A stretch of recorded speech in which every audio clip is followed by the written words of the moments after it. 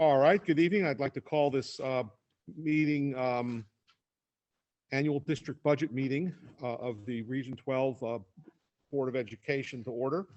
At this point in time, I would entertain a nomination of a moderator to conduct the meeting. I nominate Greg Cobb. No, you don't. If nominated, I will not agree to run. If elected, I will not serve. Jen. I'd like to nominate Dr. Ann Nivens, please. Okay, is there a second? Is there a motion the nominations be closed? So moved. Second? All in favor of closing the nominations? Aye. Aye.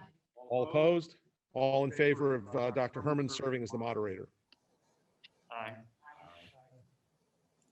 All opposed? Abstaining?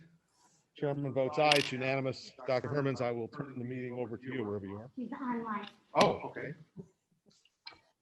Notice of annual district budget meeting, Chippewa Valley Regional School District 12. Notice is hereby given to all those entitled to vote in town meetings in the towns of Bridgewater, Roxbury, and Washington that a district meeting will be held on Monday, May 3rd, 2021 at 7:00 p.m. at Chippewa Valley School, 159 South Street, Washington, Connecticut, to present for approval the annual budget for the year 2021 to 2022, prepared by the Regional Board of Education for Chippewa Valley Regional School District 12. Copies are available at www.region-12.org with the respective town clerks of the district and at the central office of the Board of Education. Chippewa Valley Regional School District 12, Bridgewater, Roxbury, Washington. By Gregory Cava, Chairman, Board of Education, Washington, Connecticut, 06793. I will now turn the meeting over to Chairman Gregory Cava. Thank you, Dr. Herman. At this point in time, I think it's time to have a presentation of the budget. The amount of At this point in time, well, let me say thank you, Dr. Hermans. And at this point in time, it's time for us to have a discussion, or I should say a presentation of the budget in the amount of $23,183,060 in accordance with Section 1051 of the General Statutes of the State of Connecticut. And for that, I will turn it over to the Superintendent of Schools. As mentioned, we are asking for a 1.64% increase for the Region 12 budget. Again, the amount that is going to referendum is $23,183,060. All right. At this point, I would entertain a motion to adjourn the budget evening to be adjourned until the following day, Tuesday, May 4, 2021, until polls open in each of the 3-member towns for the purpose of voting on the question. The meeting shall then be considered as adjourned following the close of the polls in the 3-member towns and announcements made of the results of the voting in question. Bridgewater Town Clerk Cheryl Pinkos, 860-354-5102, and that's at the Senior Center from 6 a.m. until 8 p.m. In Roxbury, Town Clerk Peter Hurlbut, 860-354-3328, and the Town Hall is at 29 North Street in Roxbury from 6 a.m. to 8 p.m. And Washington, Town Clerk Sheila Anson, 860-868-2786. And the Town Hall, Bryan Memorial Plaza, is open from 6 a.m. for voting, 6 a.m. to 8 p.m. And so that is it. Do I have a motion to adjourn under those terms? Is there a second? Second. Moved and seconded. All those in favor, please signify by saying aye. Aye. All those opposed? All those abstaining? It is unanimous, and we are adjourned until tomorrow when the polls open at 6 a.m. in the 3 towns. Thank you all very much. At this point, I would like to call to order the meeting of, I'm sorry, that shouldn't be coming through your speaker. Yeah, I'm working on it.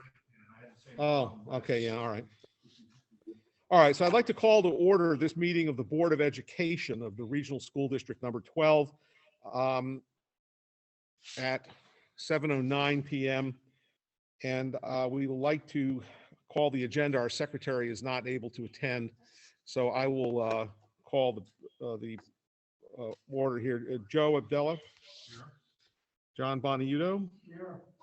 I'm here. James Hirschfield. Here. Alex McNaughton. Here. Justin Ongley. Here. Jennifer Pody. Here. Lisa Roush is absent. Michael Sinatra. Here. Julie Stewart. Here. Pete Hagley. And Mary Weber. Here. There she is. Okay, we have 11 out of 12. We have a quorum, and we'll move on to public comment on agenda items. Does any member of the public online or in person wish to comment on matters on the agenda? Oh, hold on, there's 8 pages of people, so excuse me, I've got to. Please raise your hand if you're online and you wish to comment so I can find you. All right. I see no one. If I've missed you, please voice your desire. It's going once, twice. I apologize. We had a little technical difficulty. Can everybody on screen see me now? Yes. Thank you very much. Let's start this again. It is with great pleasure that I introduce the new principal of Chippewa Valley School, Donald Shells. Donald comes to Chippewa by way of Wilton High School administration. Both interview committees unanimously chose Don as their candidate of choice because of his background, insight, vision, and personable nature. Don has proven himself as an intellectual who remains academically curious. Don considers himself a recovering attorney, as he recognized the pull of the classroom was greater than the pull of the courtroom. And I am told that is something we can thank his brother Stephen Shells for. Inspiring. He is finishing up his doctorate at Fordham University in the field of educational leadership and policy. Don's dissertation is mapping the relationship between competition as a normative organizational good and student wellness. He has a strong understanding of curriculum and instruction, evaluation practices, social emotional learning, as well as teaching experience in both urban and suburban districts. More than those attributes, Don proved himself to be approachable and human in all interactions throughout this process. I invite you to ask Don about his trumpet skills, his love of literature, his passion for garden, and also please check on how his family is doing from time to time. So tonight, I welcome to the Chippewa family, Don Shells, and the entire Shells family. It's mom and dad, Robert and Emily Shells, stepson, Tyler Davis, daughter, Caitlin Shells, and significant other, Kimberly Lynn. Welcome to Chippewa. At this time, Don, please take the podium.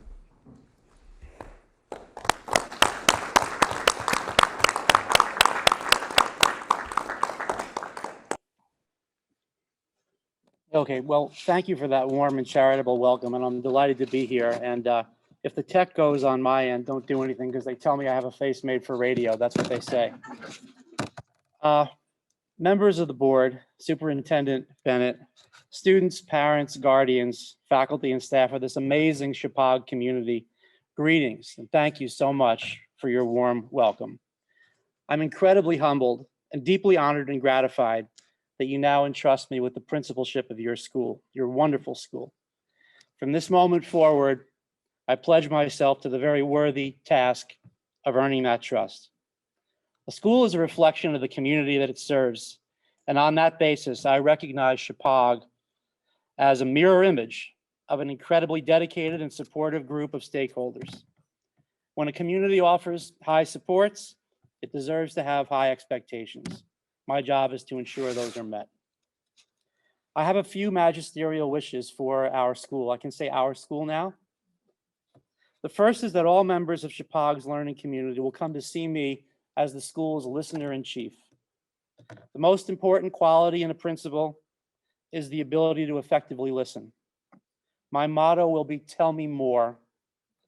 My biggest request will be that we have no undiscussables, meaning everyone will consider my office and our other deliberative spheres as completely safe spaces to share one's truest thoughts, beliefs, and feelings. If I'm doing this right, I'll make every stakeholder, every student, teacher, parent, or community member believe they're the most important person in my world when I'm listening to that person.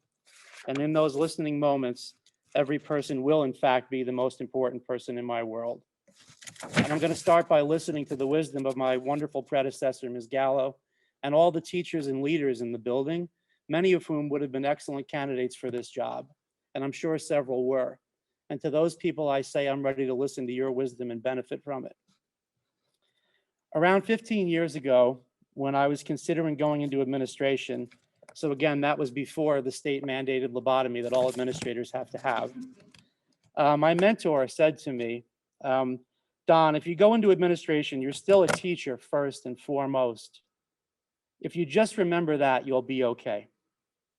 I think he meant this. Teachers apply a certain set of sensibilities to human relationships. Of course, there are boundaries. Teachers and students are not friends. Teachers are charged with coaching students up hills they might not want to climb, and sometimes enforcing consequences after failed ascents. But always it's done with patience, kindness, and a nearly spiritual dose of motivational encouragement. And always the teacher approaches the task with equal doses of confidence and humility, knowing that teachers and students learn from each other. No one knows it all. And the student's voice should be really important in that relationship.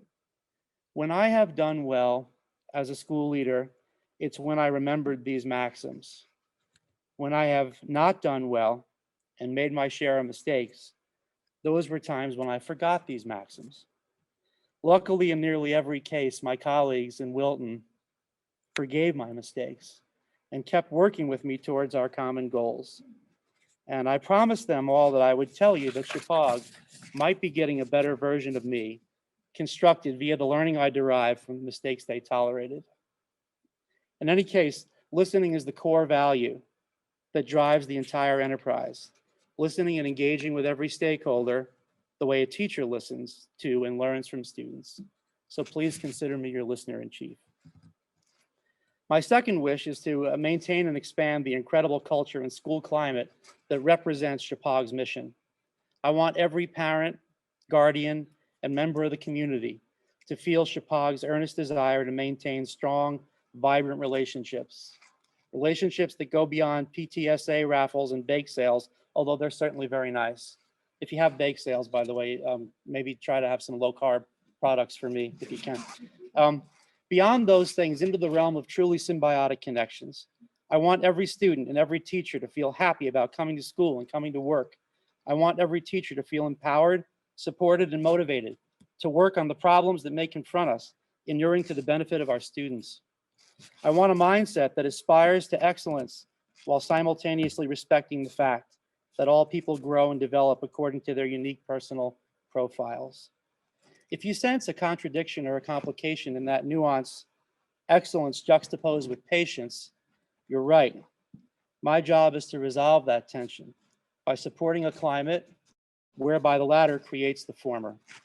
Let's never forget, when we teach a child to design a science experiment, play a concerto, analyze Shakespeare or Chinua Achebe, repair a tractor, play a sport, cultivate soil, make a sculpture, understand our past, learn another language, develop skills in business or marketing, tend to animals and respect animal rights, or study power, politics, and distributive justice. When we impart these things, we are teaching ways of thinking, inquiring, and understanding, rather than just bundles of facts.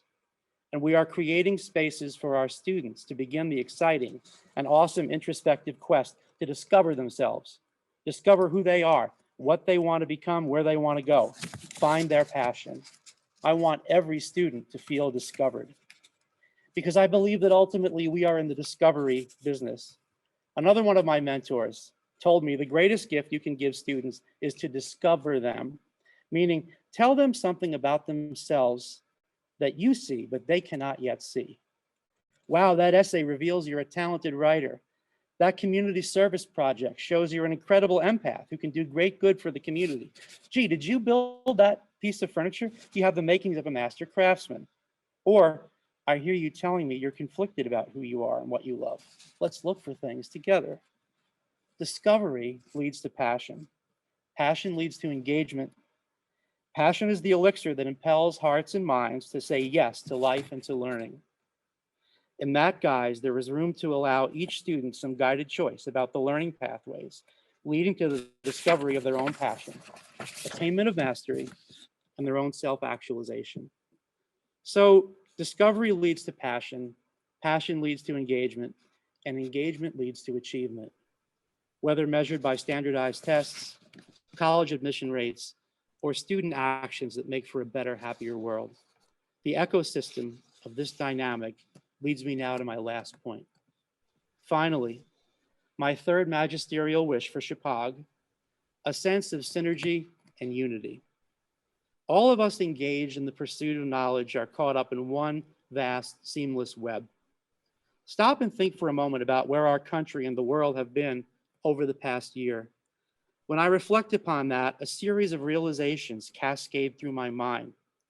I'm so thankful for the scientists who dedicated their lives to a course of discipline and study, culminating in vaccines that can save humanity. And while we were waiting for those vaccines, waiting in the bleak solitude of quarantine, there were musicians and artists and authors who buoyed our spirits by the palliative force of art. There were tradespeople who built the spaces wherein patients were treated, people were sheltered, and scientists worked. Clinicians taught us to cope with anxiety and stress. Agricultural scientists and botanists grew the food that nourished ER nurses and fed our population, and researched ways to domesticate animals without creating vectors for future disease. People who speak multiple languages kept us in touch with the rest of the world and curated the best advice and counsel from abroad to help us fight this pandemic. Political scientists work to resolve differences, fight prejudice, and create policy that responds to crisis. Our military protect us all from enemies, including this microscopic enemy. In fact, our National Guard was in the vanguard of our vaccination efforts.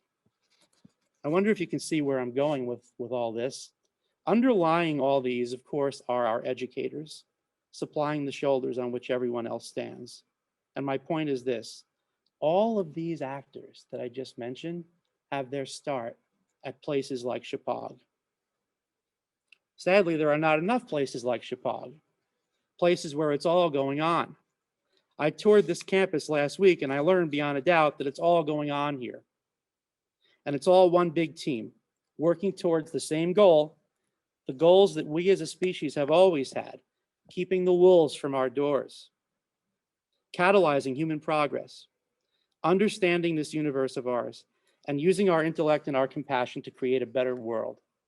Sometimes it's easy to feel siloed or parochial about our structures. We are in humanities, they are in STEM. I teach Spanish, you teach art. That part of the building is agri-science, over there is a middle school, and over there is a high school. If we're not careful, the illusion of categories can camouflage the reality of synergy. Chippewa's richness, range of operations, and variety of student opportunities must be seen as a wonderful gestalt rather than a collection of fragmented projects. As a place where food grown in the greenhouse is prepared by culinary students while both study botany and Wordsworth poetry celebrating nature, we can find new ways for our various programs to strengthen transdisciplinary mindsets in the name of a seamless student enrichment. Yes, we are Spartans, but there is also a pronounced Athenian presence in our school, represented by a true Greek ideal, valuing all human pursuits, vocations, arts, and sciences. So my second motto, after tell me more, is we are one, Chippewa. In that unity, we can continue training the Renaissance people who will solve our nation's next crisis, and together whose parts add up to a transcendent whole. Thank you for your time and attention, and effective immediately, please tell me more.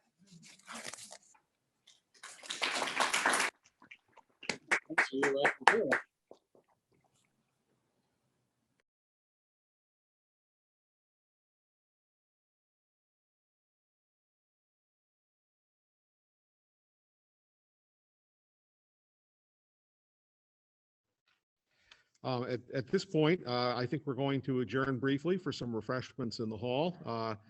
How we're going to do that and remain socially distanced, I'll leave that to the superintendent to deal with. So at this point, we'll declare the meeting temporarily adjourned. We will take up with the agenda after that, which will involve an executive session and action on the executive session, followed by adjournment. The folks who are online are welcome to stay for any action that may occur after the executive session or not. And we'll see you all later. And don't forget, tomorrow is we're adjourning tomorrow to election.